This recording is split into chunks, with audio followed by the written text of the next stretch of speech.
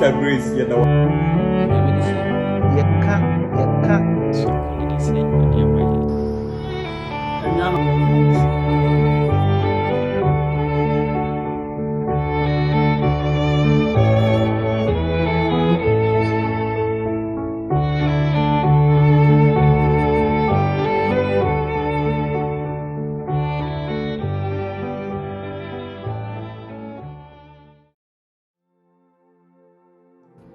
My mom pie.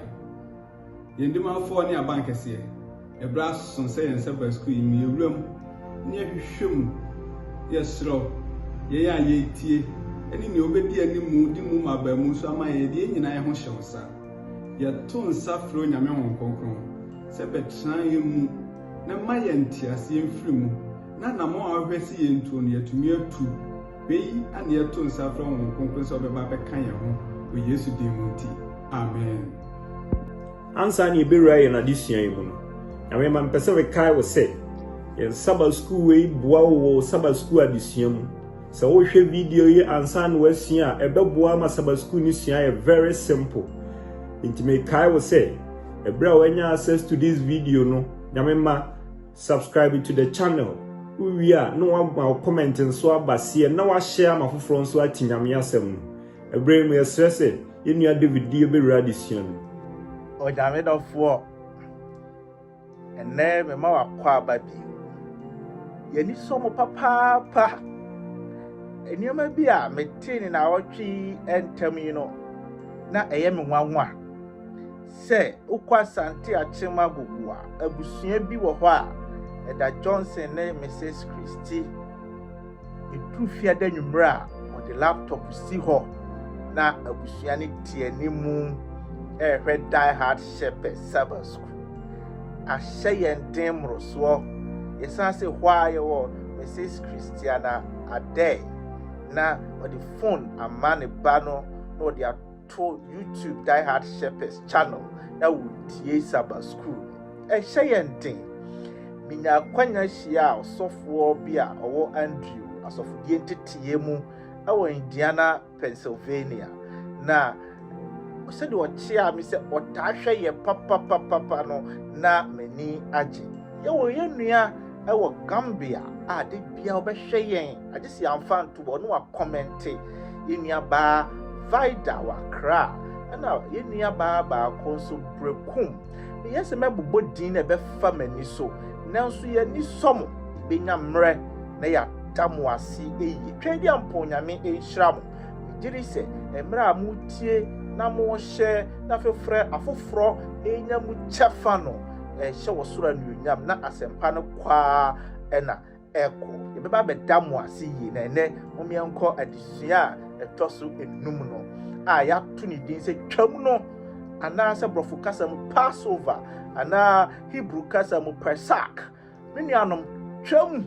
say obi ka se twam na kwa ase kire ne sen ade no Nyankopon ma on afahye bia afahye na besesa won calendar mpo na woto ni din se mon to sa afahye we din se twam afi bia no mo hye afim si afofofro mu a afahye mo bedi kan ye di se dem go for di new year no mo de mu ni twam afahye adenti na Nyankopon eye nhyehyɛ ye bi sei e ma wo. So when it get this chia, and now you Exodus chapter 11 and 12. Now, where Exodus woman mua, a man was a onyankopon, or do emroswo, na ne do our one, our baby a quapim, na emrebe pimno, na 10 training so a day at waso. Said ye and to my dynamo she say na a tiano. Na omo adum ahingwa no ewo ho sanso na apart from the mercy seat no so no na onyankopon ewo biaya na yeku aboa no so ewo so enti adom no ewo ho no na aboa no kum no so edai ewo ho emra wodo no wo ho no na mogya so ekọ enti sa no ma wie mienu ene kabom ema ni wie pepepe o tete abofra mpa wo do ne akrokro ene wo ateatea se wa ma ateatea no ene wo do ne akrokro na ankopa akwada no trimet ebetima ye ne de ama na sei ena ama ateatea ne so bro so pi so akwada ne betimi di ehu na wa ye table di wei ni wei ena ekope eni ama wei ene ne ye behwe Isaiah chapter 5 bobetro bi ho be onyame ese waye bobetro bi na de atwa se wo ye nyina waye na so dru se atwa se bobetro no eso aba no asu abontwere na afei de obese bobetro no ekire se onyankopon wo ye ne dru ebre bi a atwa se o ma konya foforo na oye ade foforo. The book of Matthew onyankopon se ma ye de atwa se me ye bia ma me bai ayefuhia yi me ye di nyina na nso abrante bi baaye a no nhye ayefuhia atade no eka chi ma ebio o se okuafo bi a oye ni bobetro no ode ahwefo kɔ hɔ afido mankrofo kɔ ahwefo no se monko hwese bobetro no ekoso a na omo abo no na ode ne bankasa bai ɛna ne ba nso omo bo no wo se afi de die na menye oji bobetro no efiri wonsem adofo no mo se ogufuo bi egu aba ma ntete enu nyina efrae wo se munyan na mfu ne mre bi beduru a ebeba betwa ni nyina kire yanse onyankopon wo mre ema bibia oye de duru a point in time a afi de ne wajai enipa no ama wono ankaza ne pe do pese ba ne so no na aba ne so na ebi a wasua nyansa bi ana nimtie bi afiri enipa nkwagye nhyehyeye efiri mra Adam ne Eve bone ba asase wi eso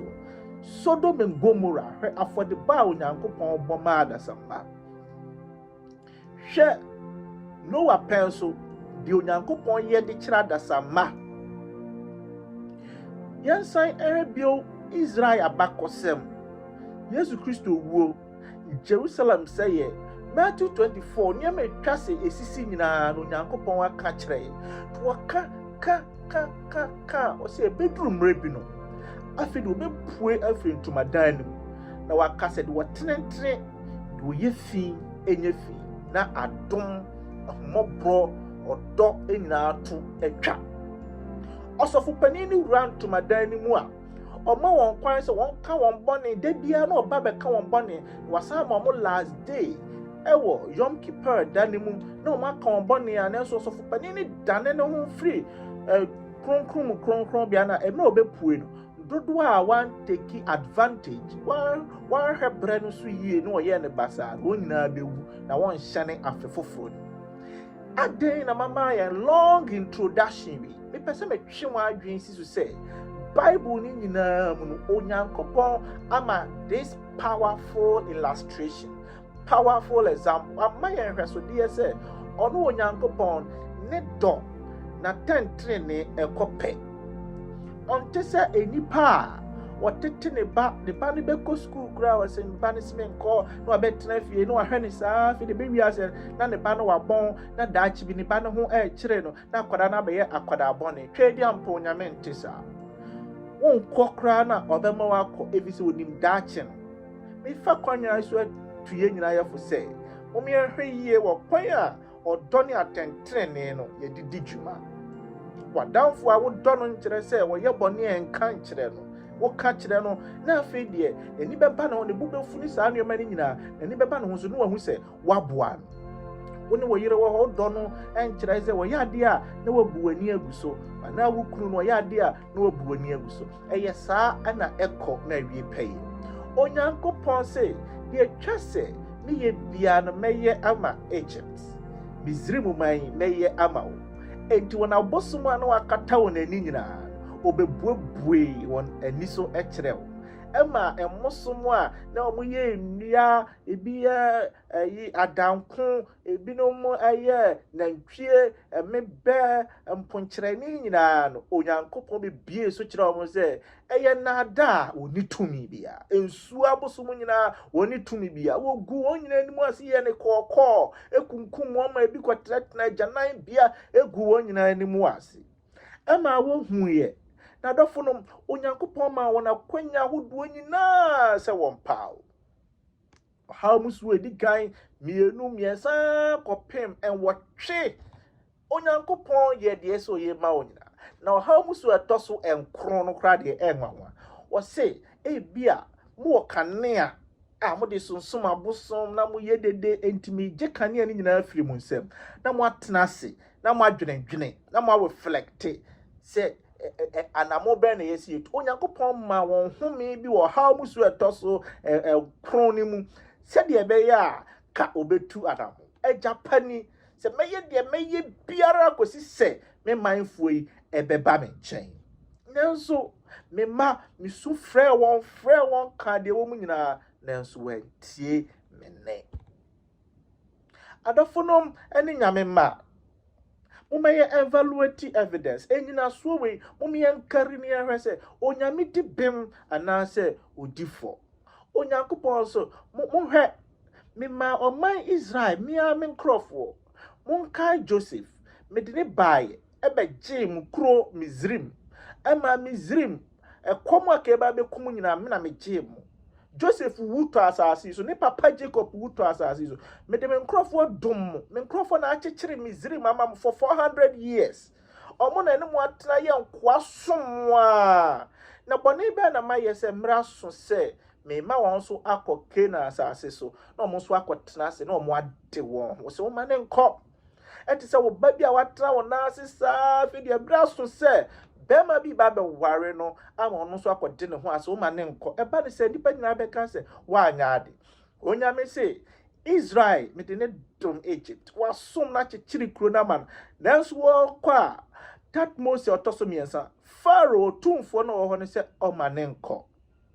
no nyankopɔ se mo ya saade a ene na mo ni Israel ene ni yie na mo ni Israel ene ni yie entimi nyame mema omo akọ na oha muso maako enkro amede aba omo so yi no ebie ni wa omo afanyansa bi afiri mu se na omo afanimde bi afiri mu se omema Israel fo akọ ena me do oha muso etoso edui ba beba na oha muso etoso dune de na emu aya pa efise na omo makan nyinara ba be wuwu omo makan na ba be wuwu no wo yaw ya mane wo sun ene beba Israel so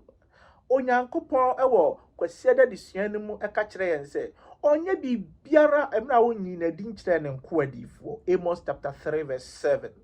onyankopon yi kire Moses na Moses ka kire Aaron omuhu se de eba won so no eson nto ko Pharaoh anim ka kire Pharaoh naso still na Pharaoh wa prim na koma de na ya eye Moses ya ene se onu no Moses eka omo abosom semu a eba omo abosom semu Mizrim ho a anka wo ye obosom kra wo wonanim esen wo enfie mebresen wo chen wo 26 good years Aaron chen no 29 years na that Moses wadi enfie 56 years and Moses enam about 80 years to 24 years no chen mini anom ne adofonom na wo chen onim nyansa nim de chen ene bio Moses watena Israel mu pen ana watena Egypt mu pen ana waka mini adofo mesra woni diem se subscribe to your channel we fa message no ema obi foforo bia obi beten sami bi one line bi ewom na mema na sesa na adwene wo nyankopon ho ebetumi de na pue heaven dachi bi obechia wo se message na edu me nchen no ene ma mbe sha asese me bobra pa nya me dum munti me nsu ma pue heaven ha ebi nyankopon hya wo den wo kan toa so a Moses emra wo call Pharaoh na Pharaoh empese obetie no wo ha musu a etoso dune de o de abufuo epie firi ho ekoye efise eye Moses ya se o hene a ontie asem no ka wonko na beto akan hadwene na so ba beto innocent souls enipa anya bone hwebone nsunsuanso de ya wo ho no se bone a obi adie no etimi esai obi a anka emfa ne ho kra oyire no oku a etiase odomu na se bema no akofa kire akonya HIV amedi aka oba no ama oba na fon a wowu ne nkwa na obedi na asase su nyina no wode woyaw na ekowo efise obi akodi bone edi sunsuanso aba ne so de na Pharaoh ya ne manfo ni bi no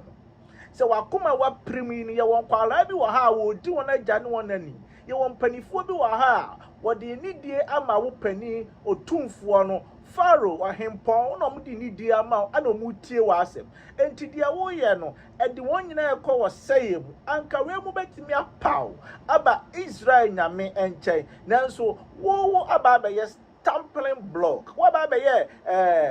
aba ba ye suntudie bi aba beda won akwan minuanom ne adofo no wei ene ye Pharaoh ye Moses ya na ode abufuo ekoi ebi se die bai die won makan nyina ba bebu Pharaoh ode ne manfo ene ne yie na ede wo yaw ene esun kese ene ebeba wos ukwa juada na disua na wo say healing the body nipadua we onyame se me besa ne yade wo kwan sonokoso amara vise Israel watna Egypt for 400 years obi a watna abosomsom sa wodi ne ba Christosum mu a ohia reformation ohia nsachaye sono ebi efiri esoro ekopem na ase eyese onyankopon sesa no omanfuoi eniema a omo ye nyina mebre ho a enye enso atena mu achenti no osusu se eye papa ema ojo bi ho a wotena bibi mu cha na afa no ejosusu kra se o enye hwe se meye sa de ewi sana na aye oman Israel fo to nyankopon se me ba be sesam na wona adwini nyina ewo won so me ene me master ene Pharaoh afedo nyankopon se me de nimdie amuwo ni adwene ni se ni nipadua na ye nyina me ba be hwe asimi twe di ampo nyankopon te onyankopon be fa won akobọ sha ase ne so no ma ase adwene ye koda ben ye ma ye nianom ye yirenom ye master nom saa na wa adwene prakope do nyankopon ka kira mo se mo e ba be kone wa oi haraso obi anfa se kan to ne nkyɛn obi anhye ne shoe no lazy na munkum aboa ye fe no dwan muntoto aboa no hana mo anoa onyankopɔn de won ko training bi a ɛda no it was a fast training ɛyɛ ntam so na onyankopɔn yɛ saa de no akyerɛ wo sɛ emra aboa no mo akunu no muntoto na ye wade bi a ɛde manam no so timi tu aye fe ni yeast hwana obi amfa bi anka enam na mo ba bedi no o se mo antini ani a momfa mo nuanom a ana busia foforo bi a won chen ba bi momfa won meka ho Israel for moma amra fie na mo nyina mo no mo ni still mo antini ani a mommo aboa no na momfa gyantum na mo nhye no ade no onyankopɔn ema won ahyɛde ewi omo dwene won ho ne abusia ne saa nneɛma ni nyinaa no onyankopɔn se ade a edikan wo bi biara mu ene se wo bedi kan adwene me ho ene me hyehyɛ ne mesom ho odwene won nuanom ho nya bɔne nanso so wo yi onyankopɔn ahyɛde afiri ho ansa no de ɛyɛ mfonsoɔ sɛ mɔfra mebre wɔ ha wɔn papa ne wɔn mama nom ɛyɛ nsanomfoɔ enkyerɛ sɛ wɔn kɔnom nsa ne bi sɛ wɔn papa ana wɔn maame nom bia etie onyame nhyehyɛeɛ to onyame nhyehyɛeɛ ba ansa na enidi aka nyina ɛden aba onyankopɔn sɛ I want to heal you me pɛ me samo yade a ama mo adwene nyina wɔ mo so no ne yie firi mo so ama mo adwene aba me twɛ di ampo onyankopɔn so na wo ba pamfo from na 1 Corinthians a ade a fɛ ni yeast ɛyɛ ade a osomafo Paul say egyina ho ma bɔne efisɛ yeast ade a ɛdɛ na etu enti ɛyɛ bɔne a ɛba yɛn so dɛdɛdɛ na afidi abɛyɛ kakra na kyenkyen yɛ so yɛyɛ ho hwia enye yie onyankopɔn say the first thing na me pɛsɛ mo hyɛ ne nso ɛwɔ ɛda a ni mo afiri Misrim ne sɛ me mpɛ bɔne hwɛ na mo amfa bibi saa mpo amen mo aduane a mo di ɛyɛ ade a na mo tai di but na no de na ye ebeye ejina hyede no Nyankopon di jina ho ma bibi for that day saa da no nko ano Nyankopon kira won say saa de we mempe bone ewo mumu ye tosu bio ye ntia me ka se Onyankopon di jina ho ma bone no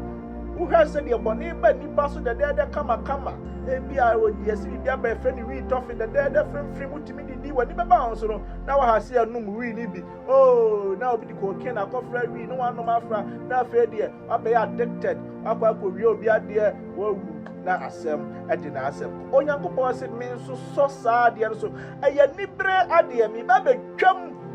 afa se mi ba be twam na me ba be twam no e makan e ba be wuwu aye wayi a oni anibere ade enya bone ensososo ebremu kra na ewoyi ade bi we toso eni se Onyankopon ma one day wonu anu meka won ho so muntimi nwe odwan na e kire yan se togetherness unity nkabomu munuanom omuye munuanom se munni Egypt fu atena na we peso ye bibi mane so ni wurani na we entutimudi aba emre du se munyina mo nkamom se mu ye nuanom Onyankopon se twama fa hye gina ho ama wodo ni nkabomu a twa se eba mumu adofonom ni nyame ma ya fosa kwanya we su ntu ya hofo na yenye enkabomufuo ye me da kwahwefuo yi mama yanka emom sa no nua bi ayaka monkamom ebize twam afahye bremu yi no sa wanni sa ahyede ne so a wanhwa na wabakan akowu ade tosum yansa Onyankopon ma woye nse omuchimi mua ni nyina moja na omde yeye omodan ano Onyankopon se emra mi ba betwam yi no edan a moja wo ano no oh menya na hwe abakan bia wo saafie no no ebenya enkwagye ewom mede wura ebenada disia ya to ne din se Pesach ananse twam afahye no adofonom ni nyame mba Onyankopon se eniema amoye yi no esanse bosumi we na amoye wo mu ni ntine this is going to be the first month of every year afi bia no we ena ebeye mo bosome ya edikan na dewe ena monye emfanikan it became a national identity ebeye oman ni nyina agina hyede entide bia no musi afifoforo mu a na mo dwene se twedi amponya me bi ena yi yan etumumi anko ni enkodi twam afahye mfankai no ye mo afode na na ase ono entide na Israel eda so ye Israel eyi adofodom ni nyame mba saa eda no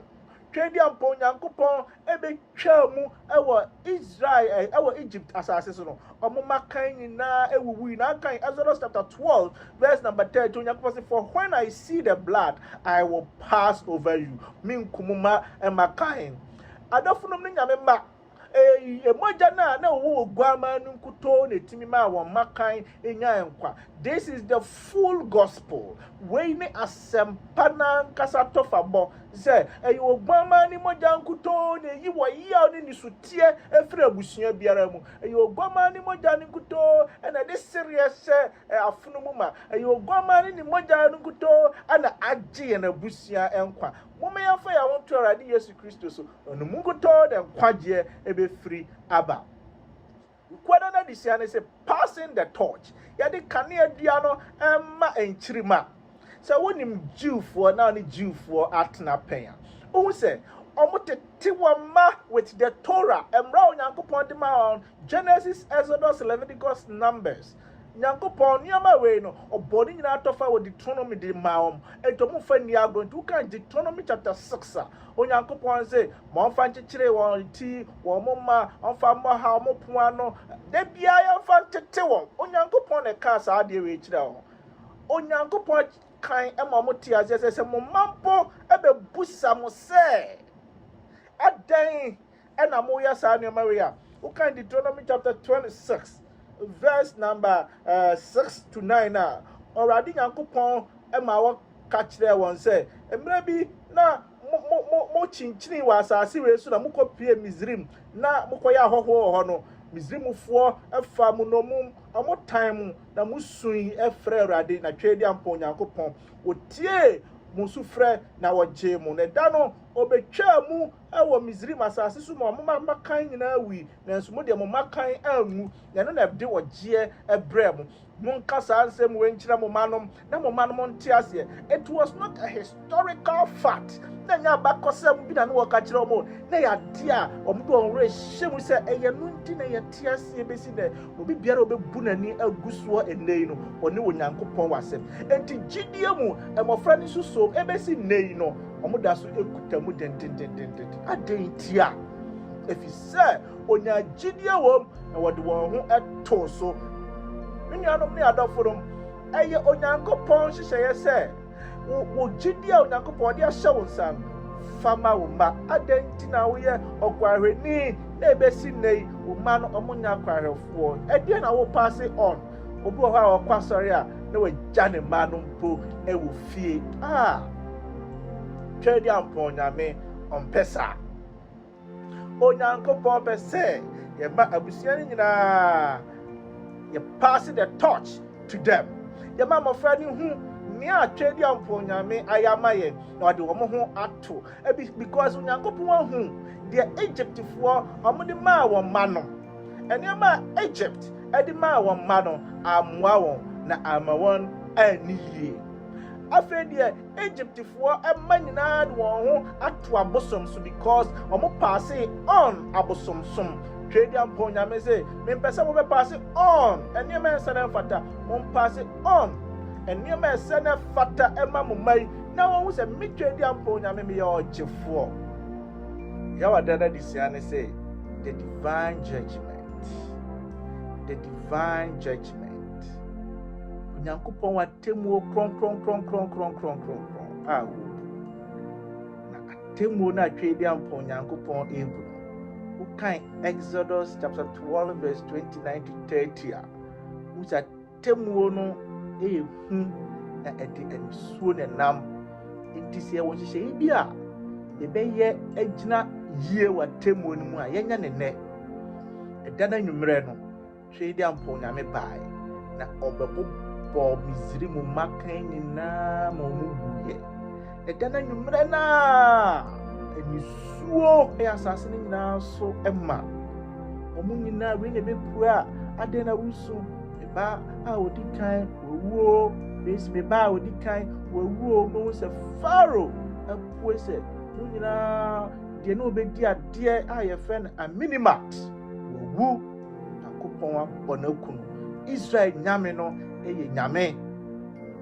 ɔmo antumi amfa ɔmo ho anto Onyankopɔn a na ɔmo wɔ bia ne yɛfrɛ no men a na ɔmo gyidi sɛ ɔno ɛna ɛbɔ awoɔ ho ban onyame bi a yɛfrɛ no Higet a ɔmo gyidi sɛ ɔno na ɛma awoɔ onyame bi a ɔma ɛma a yɛfrɛ no Isis mpo Aminimat na wawu na ankasa mu no na ɔyɛ onyame ɛma wɔn ɛna Tatmos otumfoɔ no so ɛyɛ onyame ɛma wɔn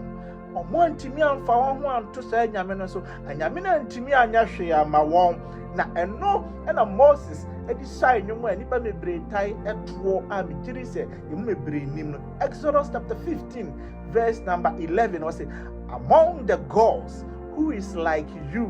majestic in holiness awesome in glorious deeds doing wonders anyame mo anyame nyinaa no hwan na wɔte sɛ wo kronkron yɛ wie pɛyɛ na wɔnui onyam deɛ ɛsombo na daa wɔyɛ nsɛnkyerɛnne me nuanom ne adɔfo hyɛdi ampɔ nyame sɛ na temuo ewie a enibɔneɛfoɔ bɛsu nanso ahotefoɔ ebɛnya anigyeɛ ɛda adi akyere enibɔneɛfoɔ bɛka sɛ mummune hwɛ yɛn so mfa yɛn hinta firi deɛ ɔte ahengua no soɔ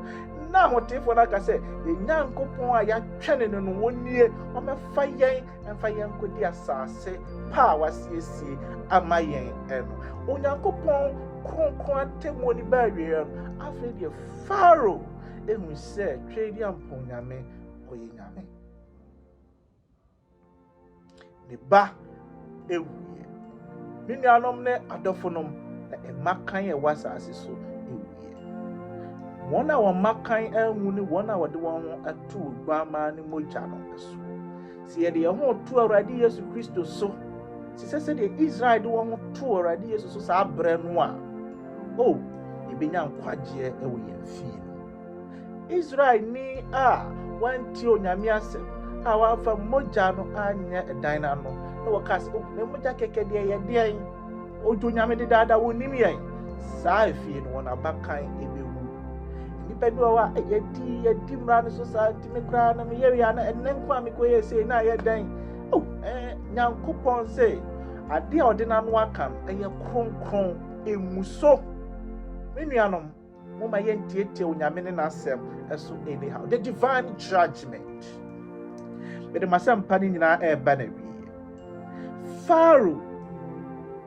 how musu etosu dua ne ba we ehuye wa sesana adwene na Israel fo nam kwan so woko musan edinkofo di echi se mom yenko fa o musa amra bi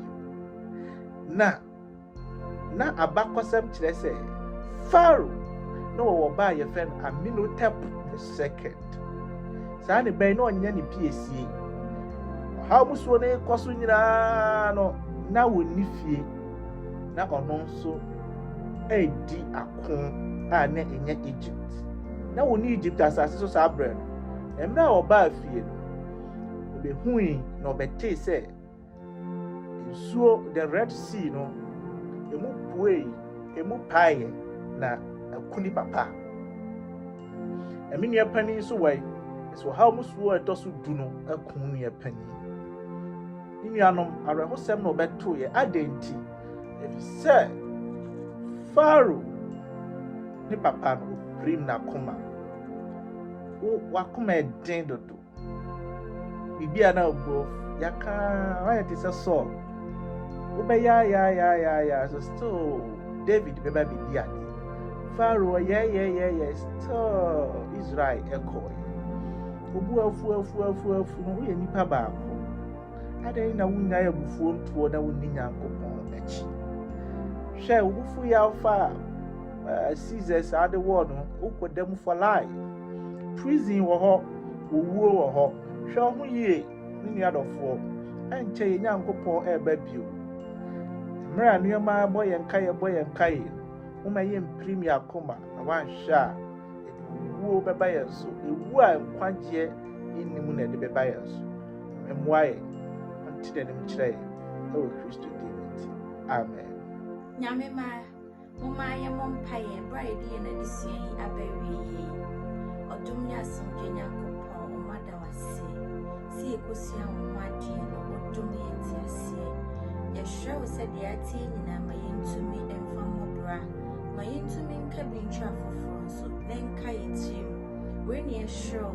eneni de nyina ewo dobakro yesu dimiti amen Die Hard Shepherd Twi wakwa babiem ne akai say we need access to the video yesrewa say sebeboa amadwumadi na konanim no subscribe my afi uhwe video no wie nso a no wa like